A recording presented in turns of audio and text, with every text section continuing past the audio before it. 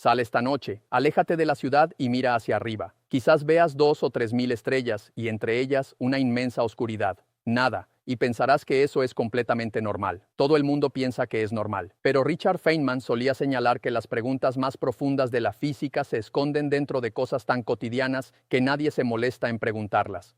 ¿Por qué flota el hielo? ¿Por qué se repelen los imanes? ¿Por qué el cielo es oscuro durante la noche?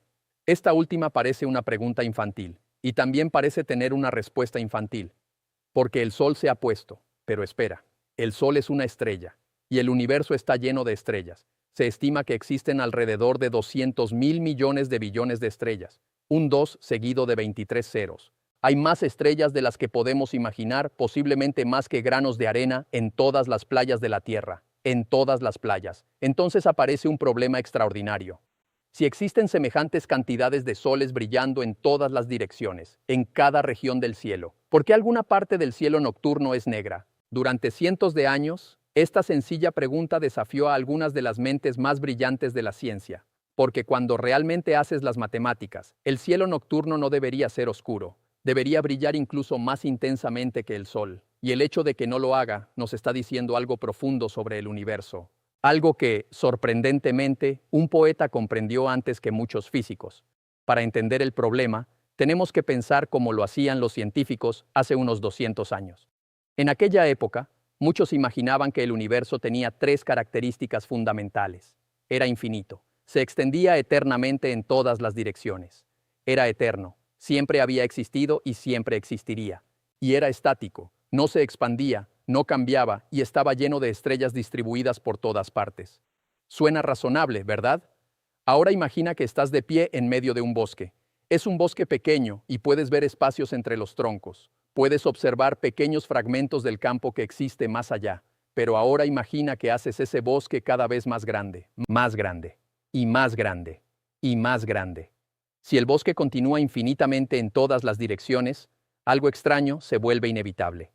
No importa hacia dónde mires, tarde o temprano tu línea de visión terminará chocando contra el tronco de un árbol. En todas las direcciones. Los espacios vacíos desaparecerían. Estarías completamente rodeado de madera. Ahora reemplaza los árboles por estrellas. En un universo infinito lleno de estrellas, cada línea de visión debería terminar finalmente en la superficie de una estrella. Cada dirección, cada punto del cielo. No debería existir ningún espacio vacío, ninguna oscuridad. El cielo nocturno entero debería brillar como la superficie del sol. La Tierra ni siquiera tendría una verdadera noche. Estaría sentada dentro de un horno cósmico. Ahora podrías decir, pero espera, las estrellas lejanas son débiles. Su luz se dispersa. Seguramente las estrellas extremadamente distantes son demasiado tenues para importar. Es una buena intuición, pero la respuesta es no. Y aquí aparece una de las partes más elegantes del problema. Imagina que las estrellas están distribuidas en capas alrededor de la Tierra, como las capas de una cebolla. Cada estrella de una capa más distante parece más débil. Si alejamos una estrella al doble de distancia, su brillo aparente disminuye 4 veces. Eso es la ley del inverso del cuadrado. Pero aquí está el detalle. Una capa situada al doble de distancia también tiene 4 veces más superficie. Por lo tanto, contiene aproximadamente 4 veces más estrellas. Cada una es 4 veces más débil, pero hay 4 veces más estrellas. Los dos efectos se compensan. Exactamente. Cada capa aporta aproximadamente la misma cantidad total de luz. Las estrellas cercanas, las estrellas lejanas, las estrellas increíblemente distantes, capa tras capa, y en un universo infinito habría infinitas capas. Así que, al sumar toda esa luz, el cielo no sería simplemente brillante, sería infinitamente brillante. Ese es el verdadero problema. No es solamente un acertijo, es una contradicción. Las matemáticas de un universo estático, eterno e infinito, lleno de estrellas, exigen un cielo en llamas. Sin embargo, puedes salir esta noche y observar directamente cómo la oscuridad parece demostrar que ese modelo del universo está equivocado. En 1823, el astrónomo alemán Heinrich Olbers publicó una formulación famosa de este problema y creyó tener una posible solución. El polvo. El espacio no está completamente vacío. Existen enormes nubes de gas y polvo entre las estrellas. Quizás ese polvo bloqueaba la luz de las estrellas lejanas, igual que la niebla puede ocultar los faros de un automóvil. Durante un tiempo parecía una solución razonable, pero no funciona, y la razón es una de las trampas más elegantes de la física. Pregúntate, ¿qué ocurre con una nube de polvo situada frente a una pared infinita de luz estelar? Absorbe energía, se calienta, y cualquier objeto que se calienta comienza a emitir radiación. Dale suficiente tiempo, y el polvo terminará alcanzando una temperatura de equilibrio. En un universo que hubiera existido eternamente, el polvo habría tenido tiempo infinito para absorber energía. Finalmente, brillaría, ya no bloquearía la luz, se convertiría en una fuente de luz. La propia nube de polvo terminaría resplandeciendo. La energía no desaparece simplemente porque algo se interponga en el camino. Eso no es filosofía, es termodinámica. Feynman tenía una frase especialmente apropiada para momentos como este. El primer principio es que no debes engañarte a ti mismo, y tú eres la persona más fácil de engañar. El polvo parecía una respuesta porque permitía conservar nuestra cómoda imagen de un universo eterno, y precisamente por eso debíamos sospechar de ella. Otros científicos propusieron otras posibilidades. Quizás las estrellas simplemente se agotaban, quizás el universo era finito y tenía algún tipo de límite.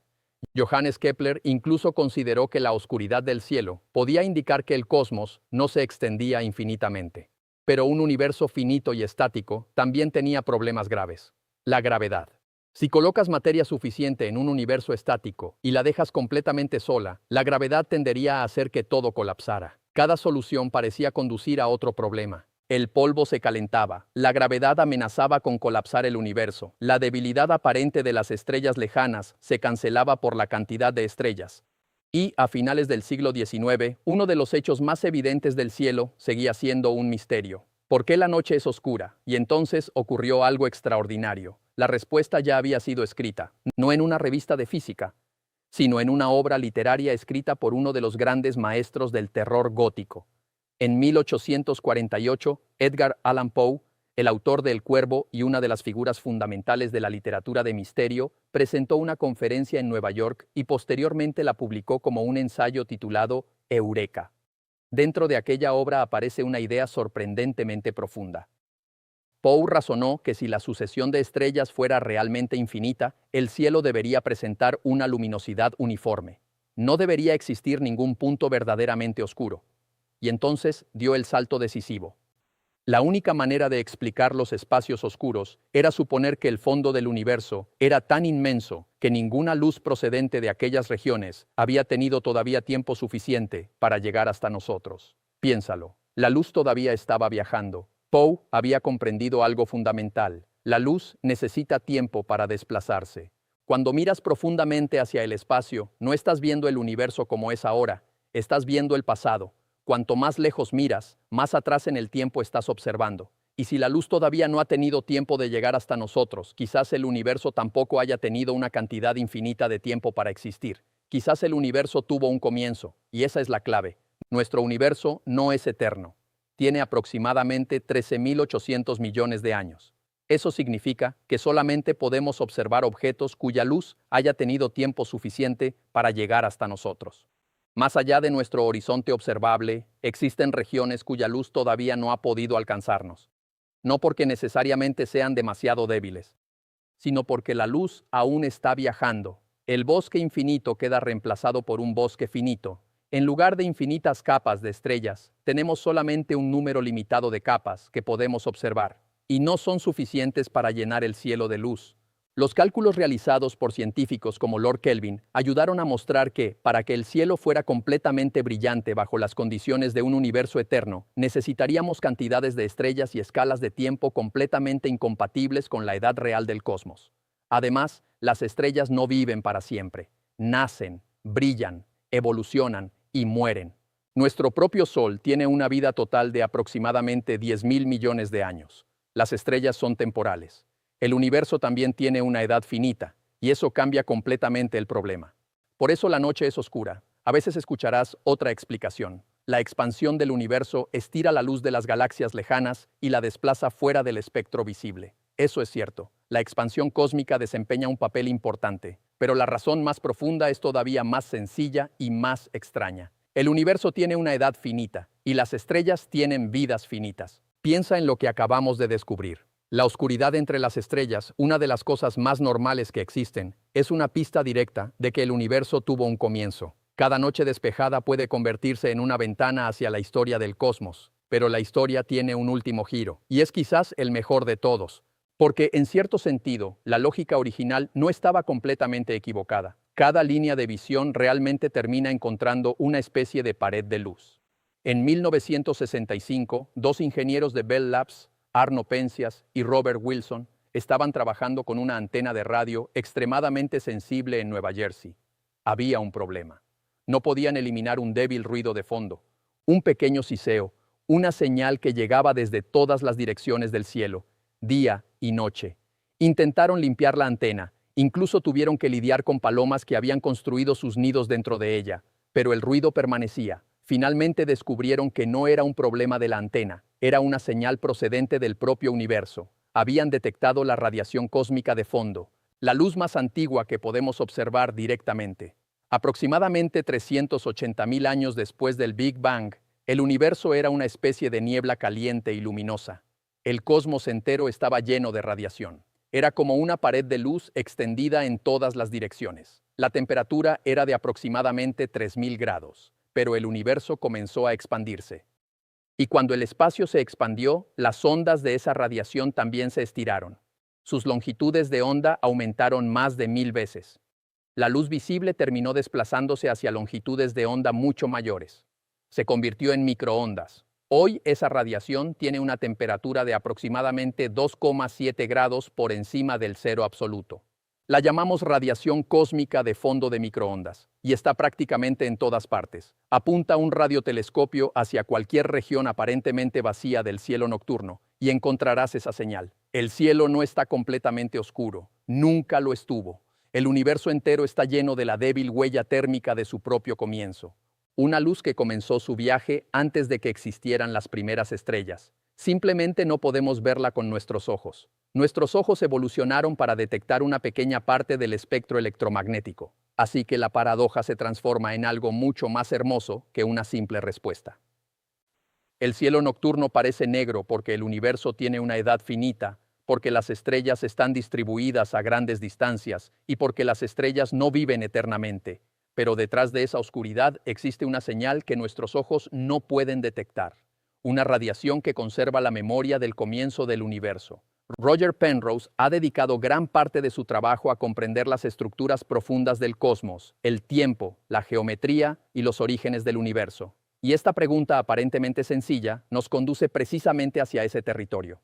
Una pregunta infantil sobre la oscuridad termina llevándonos hasta el Big Bang, la expansión cósmica, la naturaleza del tiempo y el origen del universo. Eso es lo extraordinario de la física. Una pregunta aparentemente pequeña puede abrir una puerta hacia algo gigantesco. La próxima vez que salgas de noche y mires hacia arriba, no pienses que estás contemplando un cielo vacío. No lo está. Tampoco está realmente oscuro.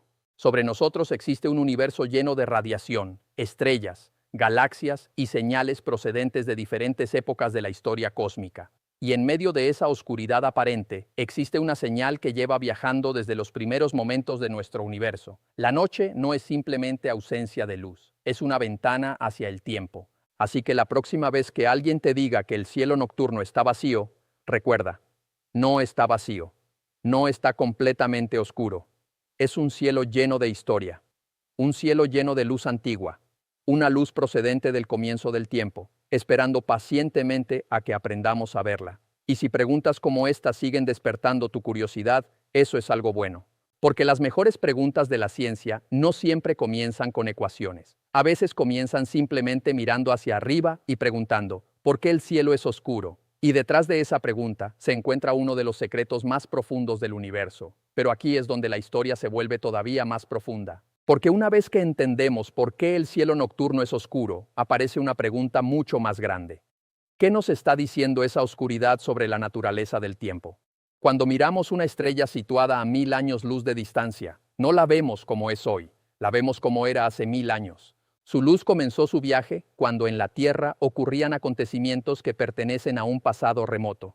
Si miramos una galaxia situada a 1000 millones de años luz, estamos observando una imagen de aquella galaxia de hace 1000 millones de años. Y cuando observamos algunas de las galaxias más lejanas que nuestros telescopios pueden detectar, estamos viendo un universo extremadamente joven.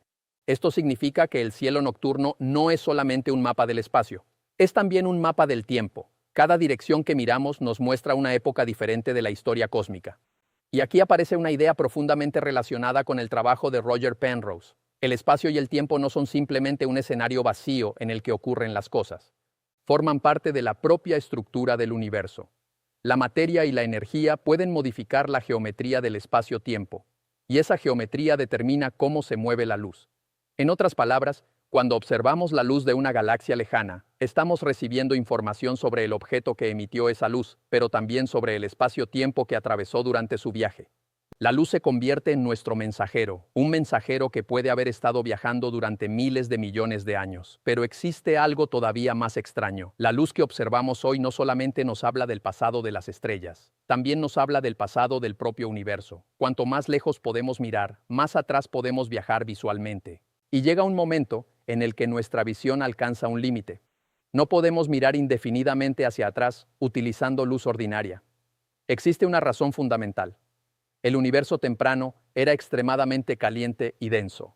Durante sus primeras etapas, la materia y la radiación estaban tan estrechamente relacionadas que la luz no podía viajar libremente durante grandes distancias. Los fotones chocaban constantemente con partículas cargadas. Era como intentar mirar a través de una niebla extremadamente espesa, pero aproximadamente 380.000 años después del Big Bang ocurrió algo decisivo. El universo se enfrió lo suficiente para que los electrones pudieran combinarse con los núcleos y formar átomos neutros. De repente, la luz pudo viajar mucho más libremente. Esa luz todavía existe. La observamos hoy como la radiación cósmica de fondo de microondas. Es una de las señales más antiguas que podemos detectar directamente. Y cuando observamos esa radiación, estamos viendo una especie de fotografía del universo infantil. No vemos el universo como es ahora.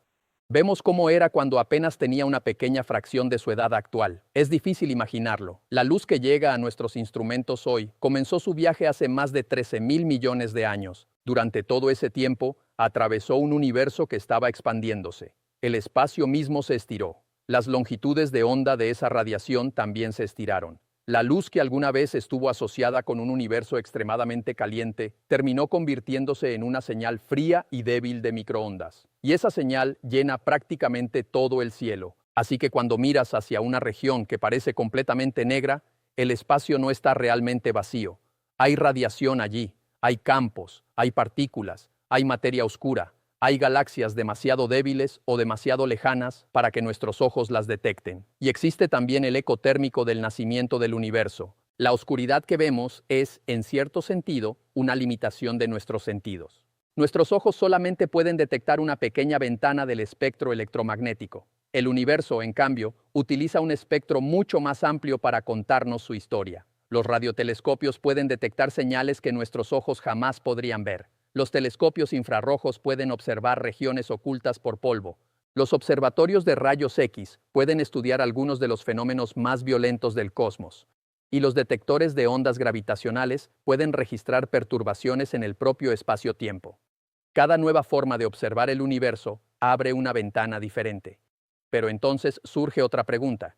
Si el universo tiene una edad finita, ¿qué ocurrió en su comienzo? Aquí es donde las ideas de Penrose se vuelven especialmente interesantes. Uno de los grandes problemas de la cosmología es comprender las condiciones iniciales del universo. ¿Por qué el universo comenzó en un estado tan extraordinariamente especial? Porque el universo temprano era extremadamente caliente. Pero la temperatura por sí sola no explica todo. Existe una propiedad mucho más profunda, la entropía.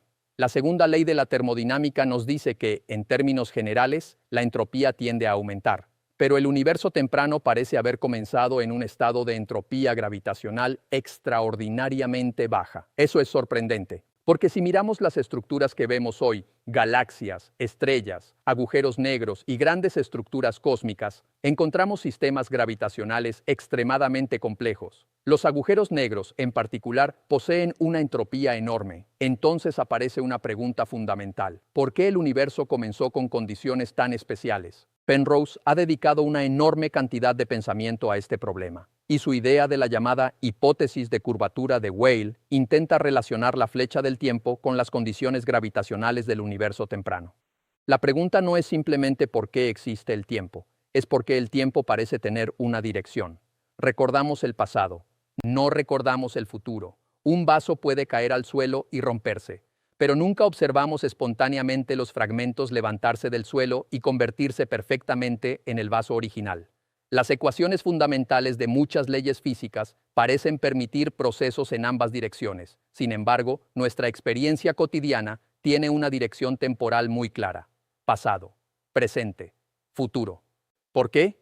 Tal vez la respuesta esté relacionada con el estado extremadamente especial del universo temprano. Tal vez la flecha del tiempo esté conectada con la forma en que comenzó el cosmos. Y entonces aquella pregunta aparentemente infantil sobre la oscuridad nocturna nos ha llevado muchísimo más lejos de lo esperado. Comenzamos preguntando, ¿por qué el cielo es oscuro? Y terminamos preguntando, ¿por qué existe una dirección del tiempo? ¿Por qué el universo comenzó en un estado tan especial? ¿Qué ocurrió en los primeros instantes del cosmos? Y quizá incluso, ¿existe algo que podamos llamar antes del Big Bang? Estas preguntas todavía están abiertas en muchos sentidos. La ciencia ha conseguido explicar una enorme cantidad de cosas, pero cada respuesta profunda parece generar nuevas preguntas. Eso no significa que la ciencia haya fracasado, todo lo contrario. Significa que hemos llegado a un nivel en el que la realidad se vuelve más extraña de lo que nuestra intuición cotidiana puede imaginar. Y quizás esa sea una de las mayores lecciones de la cosmología. La oscuridad no significa ausencia. El vacío no significa nada. Y mirar hacia el cielo no significa simplemente mirar hacia arriba. Significa mirar hacia atrás. Cada fotón que llega a nuestros ojos trae consigo una pequeña parte de la historia del universo. Algunos comenzaron su viaje hace unos pocos años, otros hace millones, otros hace miles de millones. Y algunos proceden de una época tan antigua que prácticamente nos permiten observar la infancia del cosmos. Así que la próxima vez que estés bajo un cielo despejado, detente durante unos segundos. Mira las estrellas. Piensa en la distancia que las separa de ti. Piensa en el tiempo que necesitó su luz para llegar. Y después mira los espacios oscuros entre ellas. Porque ahora sabes algo que no parece evidente. La oscuridad también contiene información. La noche no es simplemente la ausencia del sol. Es una ventana hacia el pasado. Una ventana hacia la historia del espacio-tiempo. Una ventana hacia el origen del universo. Y quizá, escondida en esa oscuridad, se encuentre una de las preguntas más profundas que podemos hacer. ¿Por qué el universo comenzó de la manera en que comenzó? Tal vez algún día encontremos una respuesta, pero hasta entonces, cada noche despejada nos recuerda algo extraordinario. Vivimos dentro de un universo que puede ser observado, medido y estudiado. Y de alguna manera, el propio universo nos ha dado la capacidad de preguntarnos por qué existe. Ese puede ser uno de los mayores misterios de todos, porque nosotros no estamos fuera del cosmos observándolo desde una distancia segura. Somos parte de él. Somos materia que, después de miles de millones de años de evolución cósmica, ha desarrollado la capacidad de mirar hacia las estrellas y preguntar, ¿de dónde venimos? Y quizá esa pregunta sea solamente el comienzo.